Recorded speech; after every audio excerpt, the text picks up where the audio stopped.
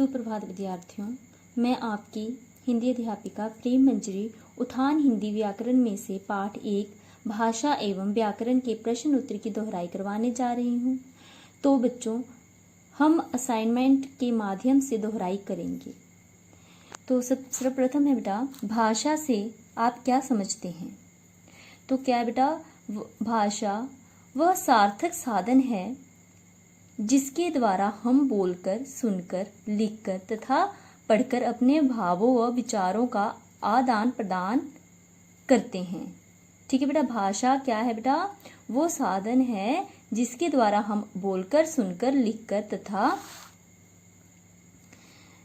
पढ़कर अपने भावों व विचारों का आदान प्रदान करते हैं। इसे हम क्या बोलते हैं बेटा? भाषा। ठीक है, भाषा के कितने और कौन कौन से रूप होते हैं बेटा? भाषा के मुख्य रूप से 2 माने गए हैं। ठीक है, इसके रूप क्या कितने हैं? 2 माने गए हैं। कौन कौन से? मौखिक और लिखित। ठीक है, मौखिक भाषा किसे बोलते हैं?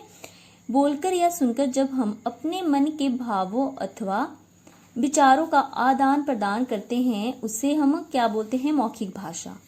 ठीक है, सबसे पहले जो है इसी भाषा, जो ये भाषा है, अस्तित्व में आया है। मौखिक भाषा ही सबसे पहले अस्तित्व में आया है। ठीक है बेटा, तो मौखिक भाषा का प्रयोग व्यापक रूप में किया जाता है। ठीक है, आगे इसका है दूसरा रूप है लिखित। जब हम अपने मन के भावों अथवा विचारों को लिखकर प्रकट करते हैं, ठीक है, लिखकर प्रकट करते हैं, तो क्या है, और दूसरा व्यक्ति पढ़कर उन्हें समझता है, तो उसे लिखित भाषा कहा जाता है। ठीक है, लिखित भाषा मौखिक भाषा के विकास के हजारों वर्ष बाद जो है अस्तित्व में आया था।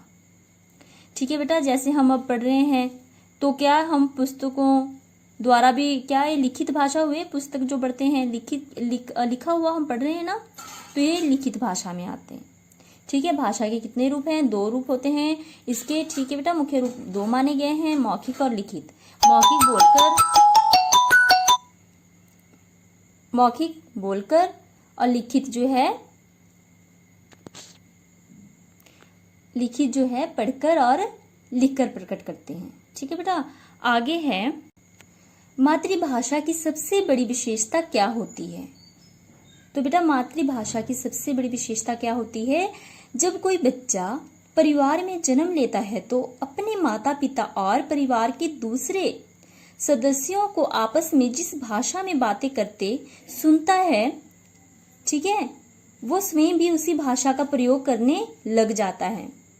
तो ये क्या हुआ? उस बच्चे का मातृभाषा हो गया।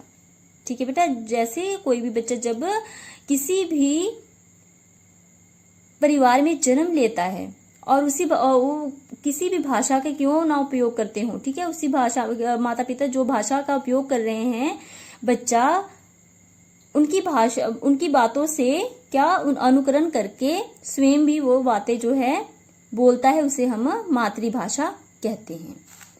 आगे बेटा, बोली से आप क्या समझते हैं?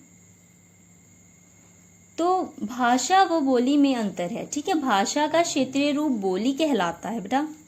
भाषा का जो है क्षेत्रीय रूप बोली कहलाता है। देश के किसी स्थान अथवा क्षेत्र विशेष में बोली जाने वाली भाषा को हम बोली कहते हैं। इसका लिखित रूप नहीं होता। ठीक है, इसका जो है लिखित रूप नहीं होता है। भोजपुरी, ठीक है, मंगही, बांगड़ू, ऐसे कई भाषाएं होती हैं जिसका लिखित रूप नहीं होता है।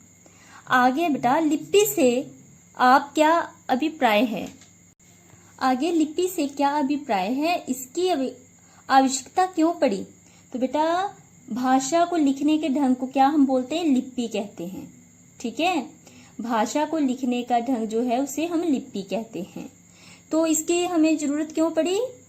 कि लिपि के कारण जो आने वाली पीढ़ियों के लिए ज्ञान विज्ञान के कोश को सुरक्षित रखा जा सकता है। ठीक है, लिपि के कारण ही आने वाले पीढ़ियों के लिए हम क्या है, जो इसके ज्ञान विज्ञान के जो है कोश को सुरक्षित रख सकते हैं। ठीक है बेटा, तो लिपि आपको पता है लिपि क्या होती है। जैसे हम हर भाषा के लिए अलग अलग लिपि का प्रयोग करते हैं, जैसे हिंदी देवनागरी लिपि, ठीक है, अंग्रेजी रोमन लिपि, बांग्ला, ठीक है, उर्दू फारसी लिपि, पंजाबी गुरमुखी लिपि, ठीक है, इसी प्रकार लिपि का जो है अलग अलग भाषा में अलग अलग उसका जो है रूप होता है।